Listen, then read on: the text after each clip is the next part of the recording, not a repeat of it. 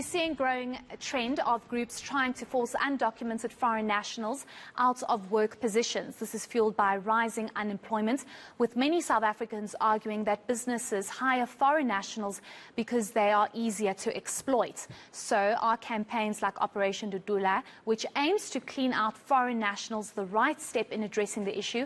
Or are they just xenophobic? Senior reporter Aviwe Mtila is covering the story for us. Aviwe, earlier on when we spoke to you, tensions were high. It seems as though this protest was clashing with police. What is the situation now? This very my colleagues going to show you.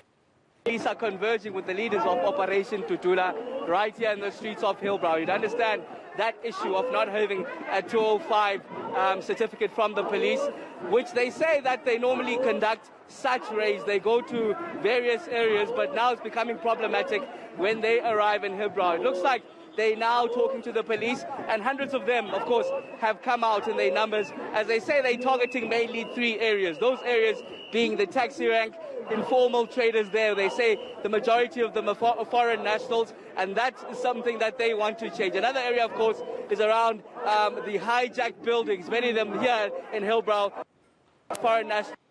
Another area is, of course, drugs and the drug peddlers themselves, saying that that's something that they want to put an end to. In fact, I'm going to bring to get the latest in terms of the discussions that you're having with police.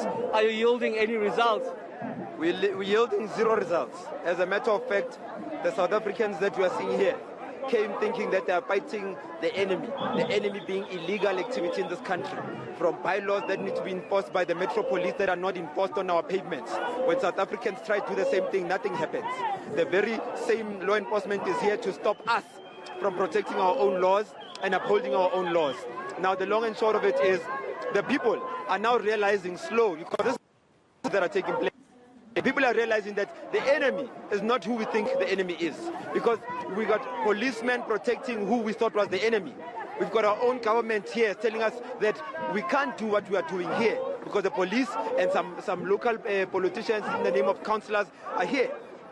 One councillor was positive, the others, we are fighting for the laws of the country. So maybe we need to regroup and ask ourselves as South Africans, why is our government not here fighting drugs on the same road where we are now? There are 14-year-old prostitutes in brothels. There are drugs being sold live and dangerous here on the streets. There's many illegal activities happening. Why don't they want us to confront those people? Because they fail to confront those people on a daily basis. Instead, they are drowning in corruption by those people on a daily basis. So what must we do as South Africans? We are going to come back. Every kingdom rise, every kingdom fall. This kingdom might be at the top now, thinking that they know how to take bribes and run our country down, but kingdom rise and fall. I want to bring in one of the other leaders, Zandile. My concern is around the number of people here. We saw rubber bullets being shot. Are you not concerned just about their safety and bringing them to areas such as Hillbrow? You know, we must say that in South Africa, when we've got a lot of law enforcement here, we need to be safe. But it's the opposite now. It's like we are unsafe in our own country, in our own place.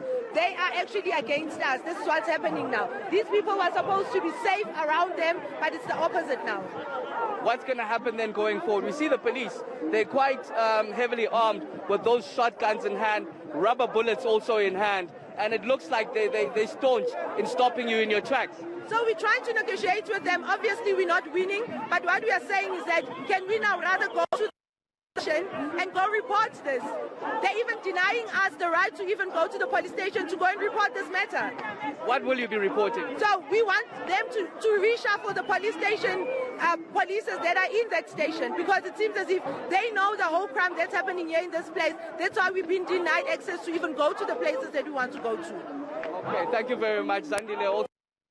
Of Operation Dudula, Soweto, that more especially targeting what they term illegal immigrants and undocumented people that have entered the country illegally. Today, their mission is to tackle now the 4th area that we hear around the police station itself. But before, we were told that they want to tackle informal traders that operate in the taxi ranks, the brothels we've heard, drug peddlers and the drug lords, as well as hijacked buildings, some of what they're saying that they'll be making headway in. But we hear that the police are the main barrier to them continuing with the operations that they intended to continue with in the notorious Hillbrow, which has become synonymous with crime.